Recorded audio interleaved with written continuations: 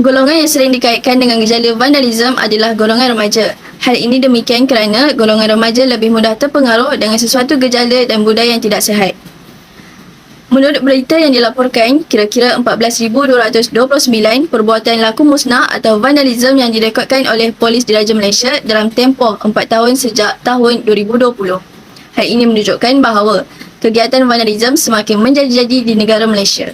Walau bagaimanapun, menurut hukum Islam tidak mempunyai dalil yang khusus tentang permasalahan vandalisme ini oleh kerana ia juga merupakan fenomena yang baru dalam agama Islam.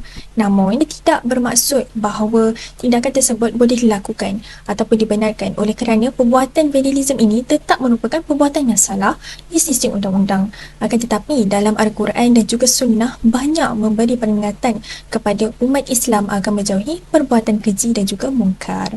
Dalam Quran dan hadis banyak memberi larangan melakukan kerosakan di muka bumi.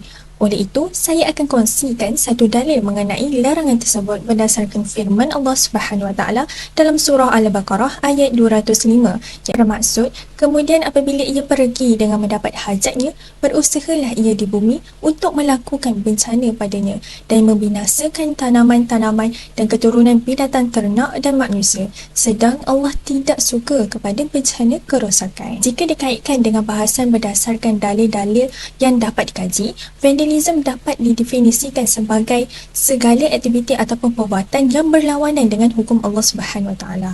Oleh itu, terdapat pelbagai perumpamaan yang telah disebutkan dalam dalil-dalil tersebut tentang mengapa vandalisme adalah merupakan perbuatan yang berdosa walaupun tidak mempunyai dalil yang khusus mengenainya. Dalam konteks negara Malaysia, vandalisme iaitu tingkah laku merosakkan harta benda di tempat awam dikategorikan sebagai tingkah laku yang tidak sihat dan wajar dibendung oleh setiap pihak yang bertanggungjawab.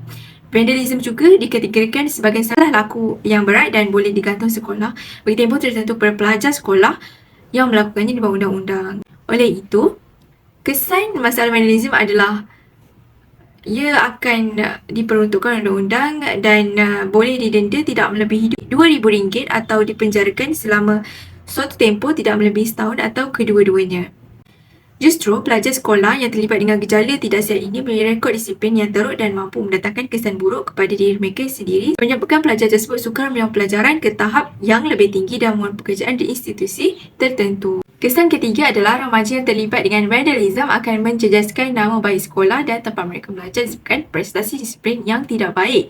Gejala yang dilakukan ini sudah tentu diambil serius oleh pihak sekolah untuk membanteras gejala ini. Remaja yang terlibat dengan vandalisme juga tidak terkecuali daripada pandangan dan persepsi negatif oleh masyarakat sekeliling terhadap mereka. Sudah tentu mereka akan berasa tidak disukai, malah dibenci. Kesan kelima adalah pihak tertentu terpaksa membelanjakan jumlah wang yang besar untuk menggantikan harta benda yang dirosakkan dan dinding bangunan yang diconteng.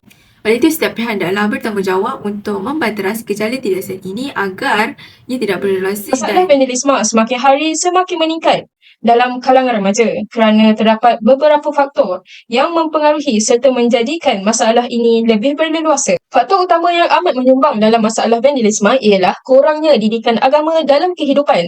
Kebanyakan remaja yang terlibat dalam masalah keruntuhan akhlak seperti vandalisme adalah mereka yang mempunyai latar belakang yang tidak menitik beratkan kehidupan beragama di rumah. Latar belakang keluarga yang bermasalah juga merupakan faktor utama yang menyumbang kepada masalah vandalisme dalam kalangan remaja. Keluarga merupakan pengaruh utama yang amat rapat dalam kehidupan remaja. Faktor seterusnya ialah pengaruh rakan sebaya. Rakan sebaya adalah individu yang hampir dengan remaja selepas keluarga mereka. Bahkan ada juga remaja yang lebih mengutamakan rakan sebaya daripada keluarga. Pada era globalisasi kini, kemajuan teknologi yang semakin berkembang pesat bukan sahaja telah memudahkan pekerjaan harian manusia, namun juga telah menjadikan salah satu platform penyebaran perkara yang tidak sepatutnya tersebar. Selain itu, media juga merupakan alat yang sering digunakan untuk mempengaruhi setiap elemen kehidupan. Melalui media sosial juga, remaja dapat mengetahui banyak perkara yang melebihi batas pemikiran mereka seperti perbuatan vandalisme. Dalam membanteras jenayah vandalisme ini, ia memerlukan usaha sama daripada semua pihak. Oleh hal demikian, antara kaedah untuk mengatasi masalah vandalisme ini termasuklah melalui pendidikan yang sempurna sejak dari kecil supaya golongan remaja ini membesar dalam persekitaran yang positif dan mengamalkan nilai-nilai yang murni. Seterusnya, pihak berkepentingan hendaklah melaksanakan kempen kesedaran yang lebih berkesan seperti mengedarkan flyers dan juga mendirikan papan iklan yang berbentuk pencegahan jenayah vandalisme supaya generasi kini cakna dan sedar akan padah buruk melakukan vandalisme.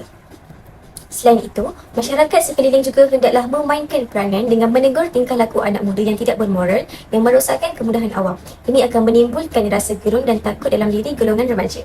Kemudiannya, kerajaan juga boleh menyediakan infrastruktur ataupun bangunan khas untuk generasi muda ini melampiaskan bakat mereka.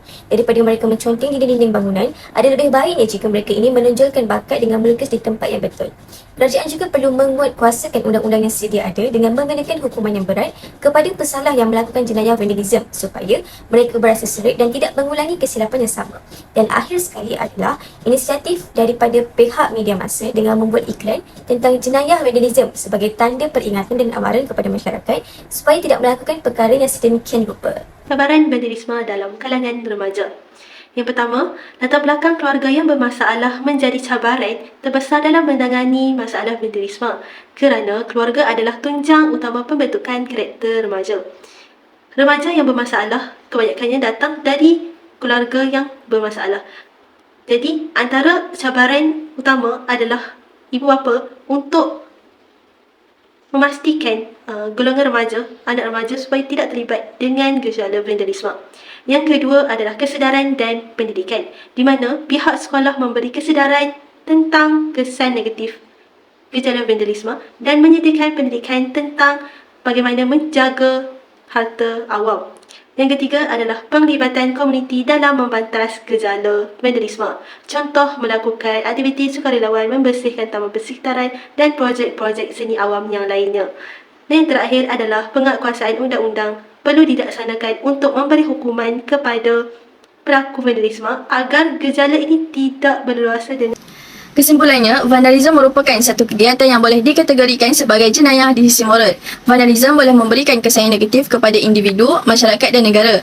Oleh itu, sebagai pengguna harta benda awam yang bijak, perlulah ada sifat tanggungjawab untuk menggunakan harta benda awam dengan baik supaya dapat memberikan kemaslahatan kepada masyarakat yang lain serta harta benda tersebut boleh digunakan dalam jangka masa yang sangat lama.